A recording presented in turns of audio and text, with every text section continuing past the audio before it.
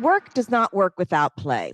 Let me just quick introduction. I'm Monica Cornetti. I'm the president of Sententia Gamification. We're based in Austin, Texas. I'm game master of GamiCon, International Conference for the Gamification of Learning, and now game changer at our Gamified Learning Academy, which will be kicking off at the first of the year. These two little guys are my play testers. Now, I have a lot of adult play testers, but these are the ones that remind me of the joy of playing. And I want us to think today about, is it possible that the opposite of play is not work? That they are in fact mutually supportive. And when we stop playing, we stop creating and developing. And as we think about how we learn, research into the development of the brain has shown that early childhood and adolescence are the critical years for how the brain is prepared for perceiving and reacting to the world. These critical years leave our brains with a set of assumptions and beliefs about people, how the world works, how people interact with each other, how we should work with one another. And it all happens because of this guy. I call him Denny the Dendrite. So I was a psych major in college. I did listen. I did get some of that. But so inside of our brain, we have like 100 billion neurons. And these neurons have the connections to other neurons. And Denny has to grow out of these neural connections. And Denny takes time to grow. He needs lots of practice. But the problem is, if you're listening or watching while problems are solved, then how Denny grows is just to listen and watch. So if you actually want to solve problems, you have to be in there. Denny has to be actually solving the problems. He has to be using critical thinking and reasoning. And so as we're wanting activity into any kind of learning that's happening in the workplace, and we're at a place, a critical place, as we all know globally, that we have got to think of our employees as players and not robots. Unfortunately, of course, the history of our education over the past few thousand years shows that it was built from the beginning as a system to reinforce hierarchy, status, obedience, compliance. And for many, the schools where we grew up taught us how to behave, how to function within a grid, and this bell ringing system. But in today's workplace, rather than acting like robots and following scripts, we need employees to be critical thinkers and to think through exactly how things are going to happen in their workplace. So because play helps create these new connections between neurons and different parts of the brain, perhaps we have a neurological imperative to allow our employees to play. So Sententia's trademark and proven process, and we all know, of course, the basic definition of gamification, but we use gamification specifically to engage employees in productivity, engagement, and learning. And the goal is to increase that engagement through key concepts found in game design and behavioral psychology. And we have a trademarked and proven process for accomplishing that. And if you think of how you go through this process, you've learned tons of great ways this week to bring gamification to solve a lot of different problems, everything from employee, customer, social facing.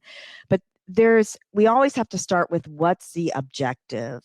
So starting a gamification project without a clear objective and a prepared plan of action is like being on a ghost ship to nowhere. And yet many companies launch into a gamification project because they believe it's like this cool tool that they can use.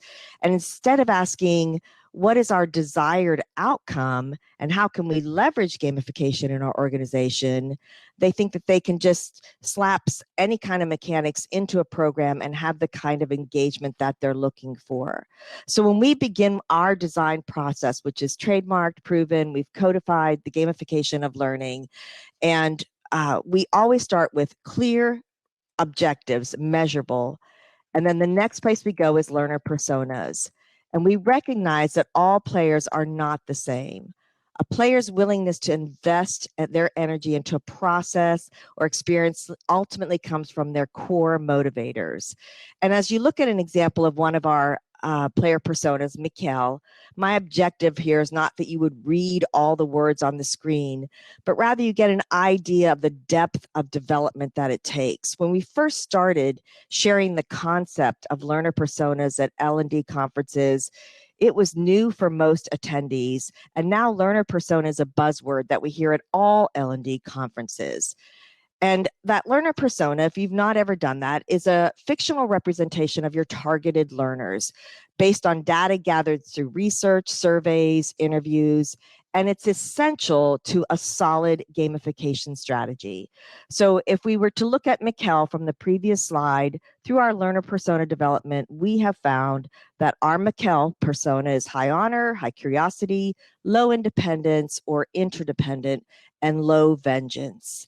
Then in our process to that, we now in our second level of our map here, where you see dead men tell no tales, that's where we craft that adventure that Tomas was just talking about, right? Our brains are hardwired to think in a story structure and express in terms of beginning, middle, end. It's how we understand the world. So whenever feasible, we weave stories, or at the very least, create that setting or a context for which the engagement can happen. Let me show you just an example. So this is a program that we developed for a client who has a college and career readiness curriculum. The curriculum is designed to serve as a life skills enrichment program. It's well-rounded curriculum. It was well developed. It's delivered in a traditional information, information, information quiz. Information, information, information quiz. But what if we're truly trying to engage these college, university age students and engage and equip them? How much more fun and engaging would it be to put that learner at risk right away in the problem, immersing them in a scenario? I designed this thinking of the Netflix special Stranger Things. You know, who is this missing student really? What's the history of the lab? Why is the government involved? You know, just that perfect conspiracy theory kind of narrative to get them involved and engaged in this program. And so if you're thinking about that context, there's lots of ways to take it. Games and gamification provide an ideal learning environment. Participants can practice their skills and get immediate feedback on their progress. They can earn recognition and build confidence in their ability to overcome a challenge. The key to remember is that lecturing, as long as I'm talking, you're not really learning. You're getting information, but again, those dendrites need to interact and to solve and to think through and reason and think through a process of what's really going on. So just like Tomas was talking about, there's so many ways to do that. We put them right into the middle of an adventure. Like a learner completes puzzles or quizzes to advance to higher levels. If you're thinking about onboarding or leadership, how can you create a backstory with a character who's required to complete a mission?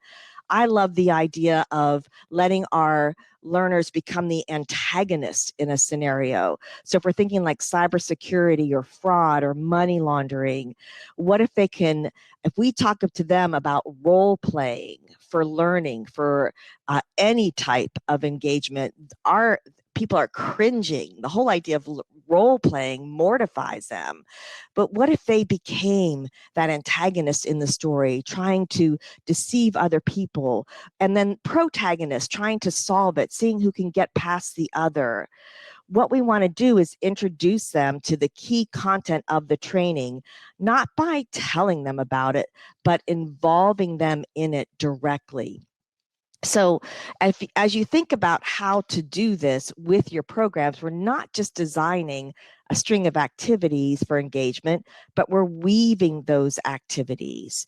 So if we go back to our persona that I showed earlier, Mikkel, we identify primary motivators. And then what we're looking for is how to create that adventure. The adventure or that narrative or the context drives the mechanics, and then the mechanics drive the learning.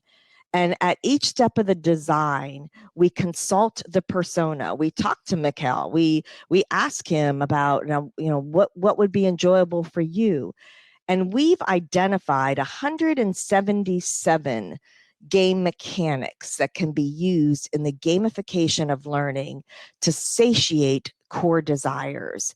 And for each behavior that we want the player to create, to act on, to do within a program, we set up those mechanics to either act like a trigger for an action to be taken, or feedback, recognition, reward on an action already taken. So trigger, feedback, but it's variable, right? It's not, every action does not require a reaction. But if you think about why we go back to starting with personas all the way down at level 1 in our map here, it's because if we've got 177 mechanics that we could use in a learning program, we best make sure we're choosing the right ones that are either going to trigger or give the feedback that will satiate the core desires.